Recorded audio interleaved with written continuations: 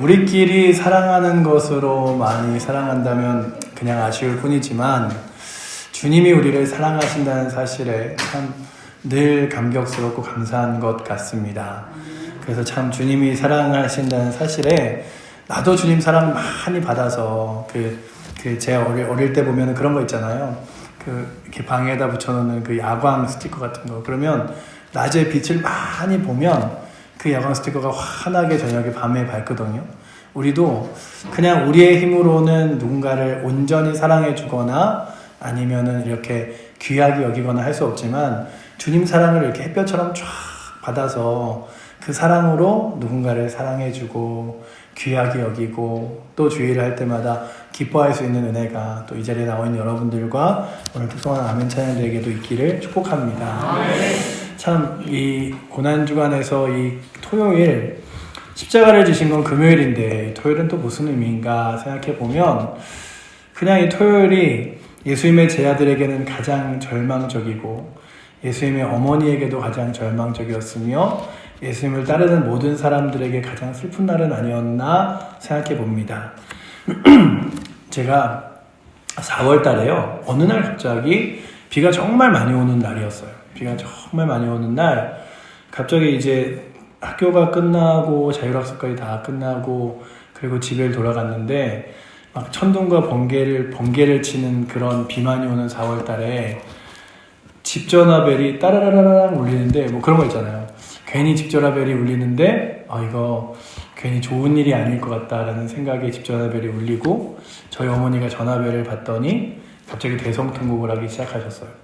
그리고 들려오는 소리는 아버지가 갑자기 교통사고로 돌아가셨다는 얘기를 들었습니다. 그래서 그냥 저는 뭐 트라우마 이런 거 별로 없는데 4월 달에 주룩주룩 비가 내리면 가끔 그날 밤에 이렇게 생각이 나요.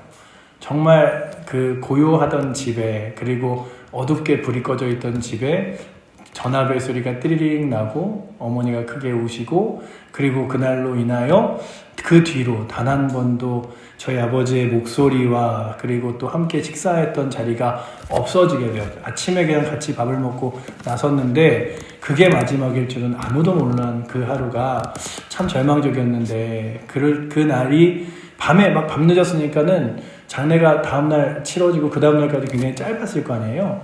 그 다음날이 됐는데 저는 정신이 하나도 없고 그냥 이렇게 입관도 들어갔는데 그 입관에서 참 놀라운 경험을 했습니다. 그냥 아버지가 돌아가신 게 마냥 슬프고 그리고 갑자기 돌아가신 이 아버지에 대한 마음에 하나님에 대한 원망도 살짝 들려 할 때쯤 입관이 시작됐는데 그 아버지의 얼굴을 이렇게 보면서 그렇게 평안해 보일 수가 없었어요. 그렇게 그냥 평소에 다 모든 짐을 내려놓고 평안히 주무시는 것 같은 모습을 보면서 우리 아버지 천국 가셨다.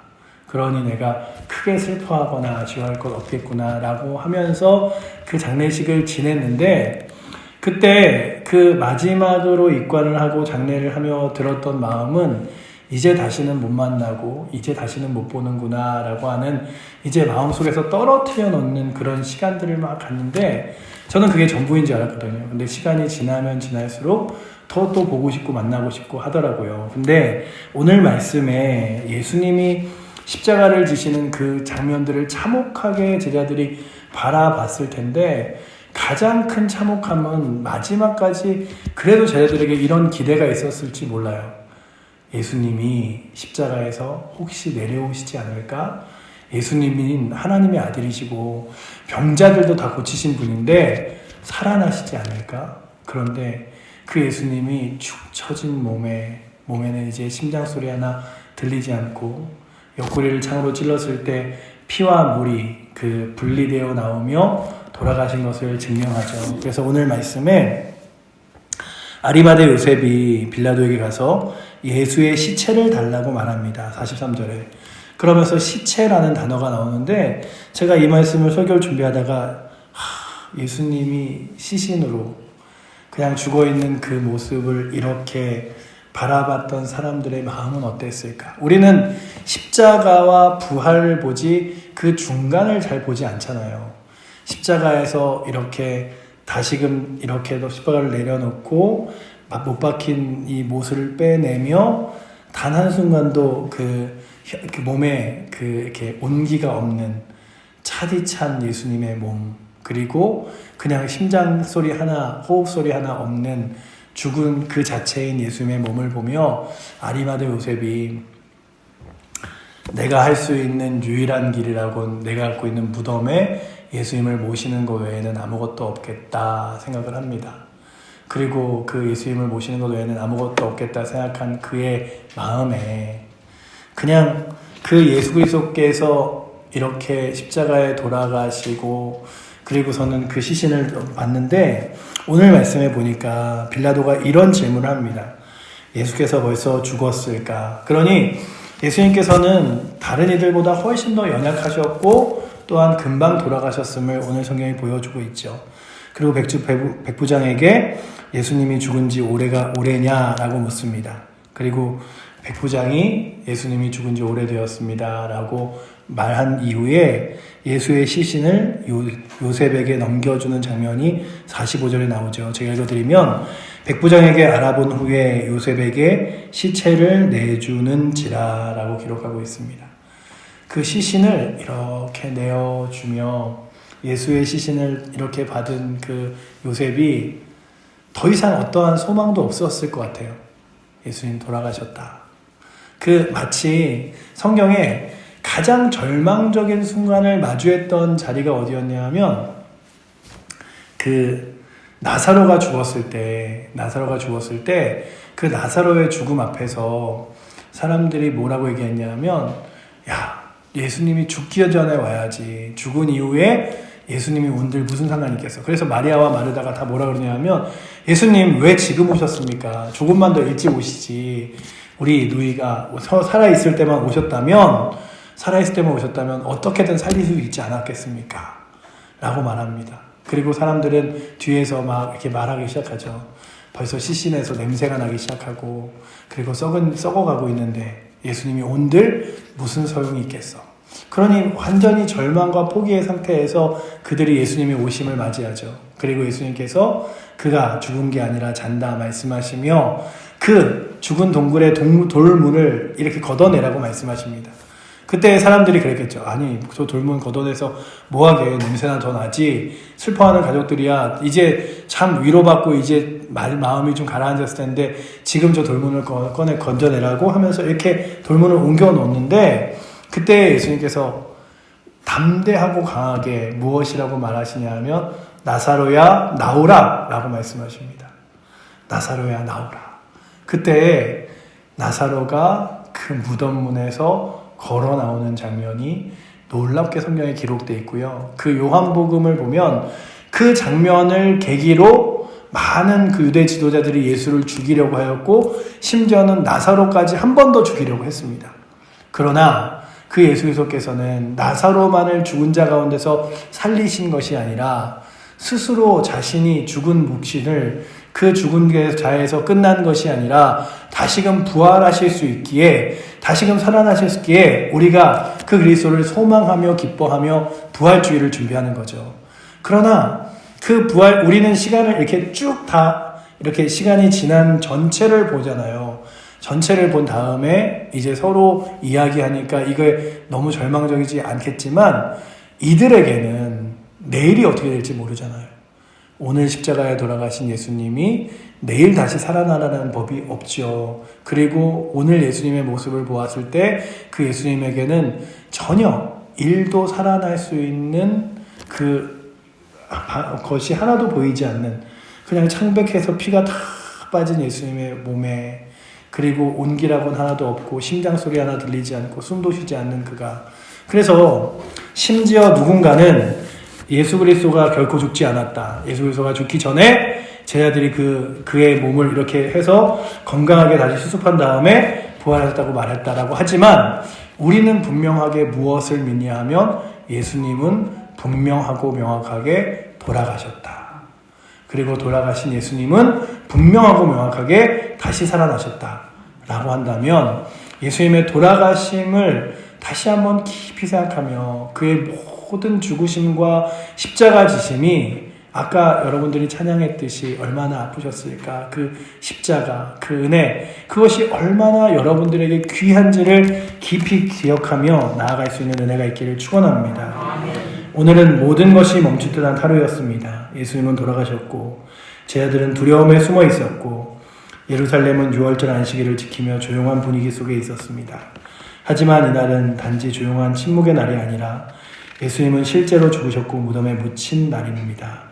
예수님의 죽으심이 누군가에게는 실체가 아니라고 말하는 사람도 있지만 실제로 예수님이 돌아가신 날이었고 아리마대 요셉이라는 사람은 그 예수님의 시신을 내게 달라고 이야기하며 오늘 말씀에 2번이나 무엇이 기록되어 있냐 하면 예수님의 시체라는 표현이 기록되어 있습니다. 43절에 보시면 아리마대 요셉이 와서 당돌이 빌라도에게 들어가 예수의 시체를 달라 하니 라고 되어 있고요. 그리고 45절에 보시면 백부장에게 알아본 후에 요셉에게 시체를 내어주는지라 라고 기록되어 있습니다. 그리고 예수를 내려다가 그것으로 그 세마포로 싸서 바위 동굴 속에 짠 무덤에 넣어두고 돌문을 굴려 무덤문을 막아놓습니다. 어느 누구도 예수님께서 다시금 살아나실 것이고 또한 아직 돌아가시지 않았다고 믿는 이가 아무도 없었음을 보여주는 거죠. 그렇다면 오늘도 우리가 아는 것은 예수님은 확실히 죽으셨습니다. 죽음을 피하신 것이 아니라 우리를 위하여 죗값을 치르기 위해 실제로 죽으셨다는 사실을 기억하고 나아가시기를 축복합니다. 그가 찔림은 우리의 허물을 인함이요 그가 상함은 우리의 죄악을 인함이라고 말씀하셨습니다. 예수님의 십자가의 죽음 없이는 기독교는 존재할 수 없습니다. 그러니 나를 위하여 온전히 자신을 내어주시고 돌아가신 예수님, 그 죽음에 그 사랑이 담겨 있음을 기억하며 나아가는 은혜가 있기를 축원합니다. 예수님의 죽으신 그때에 아리마대 요셉이라는 사람이 그 사람들 앞에서 나섭니다. 그런데 이 사람이 어떤 사람이냐 하면 우리 한번 43절 말씀 함께 읽어볼까요? 43절 말씀 한번 보겠습니다. 아리마대 사람 요셉이 와서 당돌이 빌라도에게 들어가 예수의 시체를 달라 하니 이 사람은 존경받는 공회원이요 하나님 나라를 기다리는 자라라고 되어 있죠. 그 사람은 다른 사람들로부터 존경받을 위치에 있었으며 유대 지도자였습니다.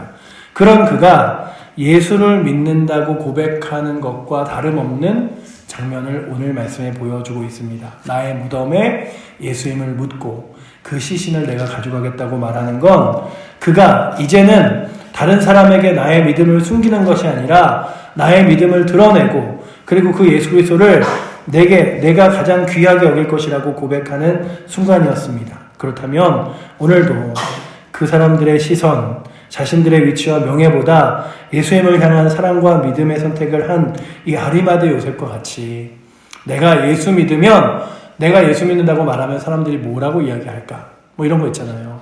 그런 여러 가지 일들이 아니라 내가 예수 믿는 것이 다른 나의 삶에 가장 귀해서 내가 예수 믿는 것이 가장 감사하고 다른 사람들 앞에 드러내도 부끄럽지 않은 일이다라고 믿으며 걸어가실 수 있기를 축원합니다. 우리가 선한 길, 의로운 길, 믿음의 길을 걸어가면 예수 믿는 게 결코 부끄럽지 않아요. 그런데 죄악된 길을 걸어가면 예수 믿는 것이 부끄러워집니다. 그래서 교회 다니는 것도 숨겨지고 싶어지고 예수 믿는 것도 숨고 싶어져요.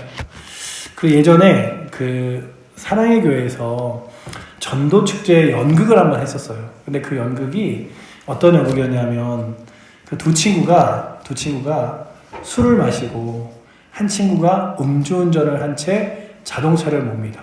그리고 그 자동차가 크게 사고가 나서 둘 다 한꺼번에 죽어요. 그런데 연극이니까 그냥 이렇게 연극적인 요소로 들어주시면 그렇게 둘이 딱 죽고 난 이후에 둘 다 그러는 거죠. 아유, 나 술 마시고 또 음주운전해서 집에 돌아가면 와이프한테 다 바가지 긁히게 생겼는데 그래도 죽어서 다행이다. 뭐 이러면서 한 친구가 말을 시작해요. 그러자 다른 친구가 그래, 나도 집에 가서 요즘에 참 일이 많았는데 그래도 그렇게 잔소리 들을 일 없으니 죽어서 다행이지. 뭐 이런 얘기를 농담 삼아 하다가 갑자기 천사가 나타나더니 한 사람을 이렇게 데리고 가요. 그래서 야, 왜 너만 데리고 가? 그러니까 미안해. 내가 너에게 한 번도 얘기한 적이 없는데 나 여태까지 예수 믿었어. 그리고 너한테 부끄러워서, 그리고 네가 그러면 나랑 같이 술 안 마셔줄까봐 그렇게 한 번도 얘기하지 못했어. 그러면서 이렇게 천사랑 가려고 그러는데 그 친구가 그러는 거예요. 야, 너는 가장 친한 친구라고 해서 어떻게 나한테 그런 얘기를 한 번도 안 할 수가 있어. 숨길 수가 있어. 그럴 때 이제 반대쪽에서 이제 뭐 사단이 이렇게 와서 그 사람을 끌고 가요. 그런데 끌고 가는 동안에 계속 그러는 거죠. 어떻게 너만 예수를 믿으며 그렇게 구원받을 수 있어. 나에게도 한 번쯤은 얘기해 줄 수 있었잖아. 이런 연극이었어요. 그래서 전도를 위한 연극인데 제가 그 연극을 보면서 그래, 자꾸만 죄악된 길에 서 있으면 예수님 믿는 게 부끄러워지지만 주를 위해 살아가다 보면 예수 믿는 게 가장 고귀해진다 라고 하는 은혜라면, 오늘도 이 자리에 앉아있는 여러분들의 마음속에 내가 예수 믿는 것이 가장 귀해서, 내가 오늘도 다른 이들에게 사랑을 베푸는 것이 내가 사랑이 많기 때문이 아니라 주님께 받은 사랑이 많기 때문에 은혜를 베풀고 사랑을 베푼다고 고백하며 나아갈 수 있는 은혜가 있기를 축원합니다. 야, 그래, 예수님이 날 사랑하셨지. 그러니까 이 아리마대 요셉이요, 그 사람들에게 받는 자신의 그 유력한 존경, 그리고 어떤 유대 지도자의 자리를 예수님 돌아가시는 날에 다 내려놓긴 했어요. 그래, 내 무덤에 예수님 모셔야겠다. 그래서 그 빌라도에게 말할 때도 단어에는 이렇게 써있잖아요. 당돌이라고 써있잖아요. 그 로마의 황제 대리인으로 와 있는 빌라도에게 시신을 달라고 말하는 건 결코 쉬운 일이 아닙니다. 그런데 그가 오늘 말씀해 보니까 당돌이 빌라도에게 들어가 예수의 시체를 달라 하죠. 그렇게 그는 하나님 나라를 소망하며 믿음이 있었던 사람임을 보여주고, 그가 예수를 십자가에 달리신 예수를 내려오고 세마포에 사서 예수를 자신의 무덤에 이렇게 모신 후에 내가 예수를 믿었노라. 돌아가셨지만 내가 그분을 믿었고 그분을 통하여 천국을 소망했노라라고 사람들에게 선포했다면, 오늘도 여러분들이, 사람들은 그럴지 몰라요. 제가 뭐 이렇게 막 설교 준비하면서 주중에 영상을 찾아보다가 그런 영상을 봤어요. 아니, 교회 다니는 사람들은 웃기지도 않아. 어떻게 사람이 죽었다 다시 살아나. 예수라는 사람이 죽었다가 다시 살아났다며. 뭐 이런 얘기들을 막 비아냥거리면서 얘기하는데 참 그런 생각이 들더라고요. 우리가 믿는 믿음에서 우리는 확실하게 아멘이라고 고백하는 것들을 믿지 않는 사람들은 얼마나 허무맹랑하다고 여길까. 모세가 홍해바다를 가르는 사건, 베드로가 물 위를 걷는 사건, 그리고 예수님께서 동정녀 마리아의 몸에서 태어나신 일이며 십자가에 다시 살아나신 일까지, 나는 예수를 믿지 않았다면 이성적으로 그것을 받아들일 수 있었을까? 그러면서 나는 내가 예수를 믿기에 분명히 아멘이라고 고백하며 확실하게 부활하신 예수를 믿는 것을 다른 사람들이 믿건 믿지 않건, 비아냥거리건 아니면은 그것을 그냥 뭐 알았어 라고 하던 간에, 나는 담대하고 확신 있게 예수님은 다시 살아나셨고 그 예수를 믿는 믿음으로 날마다 내가 살아가고 있음을 자신 있게 사람들에게 말하고 살아가야겠다 라고 생각했는데, 오늘도 이 자리는 여러분들도 저도 여러분들이 예수 믿는 것을 결코 부끄러워하지 마시고, 오늘 이 아리마대 요셉과 같이 믿음을 행동으로 옮기며 여러분들의 믿음 가운데 때로는 그 믿음이 여러분들에게 다른 사람들의 따가운 시선을 줄 수도 있고 여러분들의 위치와 명예보다도 더 부끄러운 일을 할 때가 있지만, 그럼에도 불구하고 귀한 것임을 잃지 않고 나아가시기를 축복합니다. 제가 한 20년도 넘게 된 일인데요, 우리나라에 외제차가 별로 없을 때였어요. 없을 때 저희 집에서 이제 버스를 타고 나오면 합정동이라는 동네가 나오는데, 거기 뭐가 있냐 하면 양화진이라고 하는 선교사 무덤이 있는데, 거기에 이제 100주년 기념교회라는 이재철 목사님이 개척을 하신 교회가 막 처음으로 그 교회에서 예배를 드리기 시작할 때, 그 외국인 선교사들 자녀들이 드려주는 예배터를 이제 돈을 주고 사서 거기서 이제 예배를 드리기 시작했어요. 거기서 예배를 드리는데, 제가 수요일 날, 어느 날 저도 수요 예배를 가려고 거기를 지나가다가 이렇게 봤는데 굉장히 비싼 외제차가 이렇게 그 교회 주차장으로 이렇게 들어가는 거예요. 그래서 야, 저렇게 부자인 사람도 예수를 믿고 수요예배 나오네. 야, 대단하다. 그러고 이제 그냥 지나가면서 저렇게 비싼 차를 타는 사람 도대체 누구야? 이러고 봤는데 그 사람이 차에서 딱 내리더니 이렇게 돌아서 뒤에 트렁크를 열더라고요. 그냥 트렁크를 여나 보다 했는데 트렁크에서 이렇게 조끼 하나를, 노란색 조끼를 하나 꺼내는데 그 노란색 조끼를 딱 입고 그리고 주차봉을 딱 들고 그리고서는 이렇게 그 교회 앞으로 나와서 이렇게 수요예배를 오시는 분들을 위한 주차 관리를 딱 시작하는 것까지를 제가 보면서 이렇게 지나왔는데 제가 그때 굉장히 놀라웠어요. 아, 세상적으로 사람들에게 돈이 많고 그리고 내가 능력 있다고 말할지라도 주님이 주시는 일이라면 하찮은 일이라도 감사하게 여기면서 하는 일이 귀하구나. 그래서 제가 그분이 어떤 마음으로 하셨는지 모르겠지만 제가 분명히 알 수 있는 것 중에 하나는 그분이 그냥 나 외제차 타고 다녀, 나 돈 많아, 나 사장이야 이런 게 아니라 그냥 조끼 하나 입고 주차봉을 들고 오늘도 예배 오는 사람들이 은혜 받았으면 하는 마음으로 그가 오는 것이라면 오늘도 이 자리에 있는 여러분들도 저도 자꾸만 딴 사람들의 눈치, 딴 사람들의 모습을 보면서 온 김에 저기 뒤에 엄마 뒤에 앉아서 예배 드리고 가세요. 저 앉아서 예배 드리고 가세요. 네, 그래서요. 그걸 보면서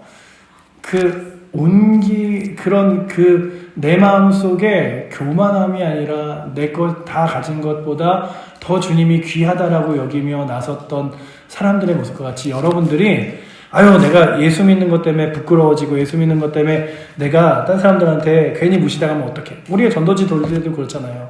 전도지 돌릴 때 그냥 당당할 수 있는데 괜히 전도지 하나만 들면 마치 부끄러운 사람처럼 여겨지지만 그럼에도 불구하고 아리마대 요셉처럼 여러분에게 맡겨진 일들을 감사함으로 기쁨으로 감당할 수 있는 은혜가 오늘도 이 자리에 있는 여러분들과 저에게 있기를 축원합니다. 또한 그렇게 무덤 속에서도 예수님께서는 역사하셨어요. 예수님께서는요, 그 시신을 싸서 바위에 누워있는 무덤에 모시었습니다. 그리고 무덤은 큰 돌로 막혔습니다. 가장 절망적인 순간이었지만 모든 것이 끝난 것처럼 보이는 그 무덤은 끝이 아니라 시작입니다.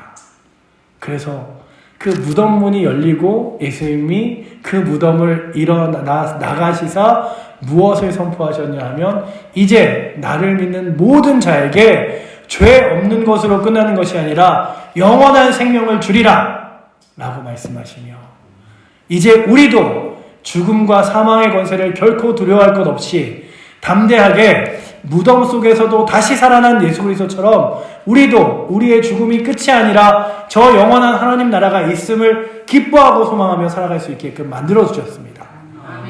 그것이 우리로 하여금 가장 큰 확신이죠. 그러니 예수님은요, 가장 절망적인 끝의 자리인 무덤이 끝이 아니라 시작으로 만들어 놓으셨을 뿐만 아니라 하나님의 가장 조용한 시간에도 가장 어두운 곳에서도 역사하고 계셨습니다. 그 무덤이 얼마나 가장 슬픔이 어두운 자리였겠어요. 그러나 그곳에서 예수님은 살아나셨죠. 그리고 죽은 자 가운데서 먼저 살아나사 생명의 첫 열매가 되어주셨습니다. 우리 인생에도 고난의 토요일 같은 날들이 있습니다. 기도에도 응답이 없고 변화도 보이지 않는 시간. 그러나 기억하시기 원합니다. 하나님은 침묵 속에서도 일하시는 분이심을. 또한 우리가 보지 못해도 느끼지 못해도 하나님은 결코 쉬지 않으시는 분이심을 기억하며 나아가시기를 원합니다. 그래, 주님이 결코 쉬지 않으셔. 사망하셨다고 죽으셨다고 그렇게 절망적인 상태에서도 다시금 살아나셔서 그래서 제자들에게 나타나 보이신 그분이 오늘도 나의 삶에 생명 되셔서 나의 가장 절망적인 순간을 소망으로 뒤바꾸시는 거야 라고 믿으며 이 고요한 날 십자가의 사랑을 묵상하며 나아가시기를 축원합니다. 예수님은 실제로 죽으셨고 실제로 장사되셨습니다. 이 모든 것이 우리를 위한 하나님의 철저한 사랑의 계획입니다. 그리고 무덤은 단지 슬픔의 상징이 아니라 부활의 문을 준비하는 자리였습니다. 오늘 하루를 조용히 보내셨죠. 그러나 마음속 깊은 감사와 소망으로 이 시간 이후를 가득 채우기를 소망합니다. 내일은 부활의 아침이 있습니다. 그러나 오늘은 죽으시고 장사되신 예수님 앞에서 잠잠히 머무는 날입니다. 그렇다면 부활하신 주님을 거룩하게 기뻐하며 늘 그런 거예요. 우리가 이 제7일 안식교가 안식일에 예배를 드린다고 토요일에 예배를 드리잖아요. 그런데 우리는 안식일에 예배를 드리지 않아요. 왜냐하면 예수 그리스도께서 부활하신 것을 기뻐하며 주의 날에 예배를 드리는 거예요. 그래서 주일이라 그러죠. 그러니 우리가 이 매년 부활절로 한 주를 지키지만 말마다 52주의 모든 예배의 자리마다 무엇을 확신해야 되냐면 나는 부활하신 주님을 기뻐하며 부활하신 주님께 예배한다. 그래서 그 주님께 예배하며 기뻐하며 나아가는 것이라면 오늘도 여러분들 주일을 잘 준비하는 토요일로 맞이하셨습니까? 제가 중고등부를 맡을 때 아이들이 참 많이 잤어요. 제가 막 설교를 재미없게 해서 그런 것도 있겠지만 애들이 자는데 막 이런 거예요.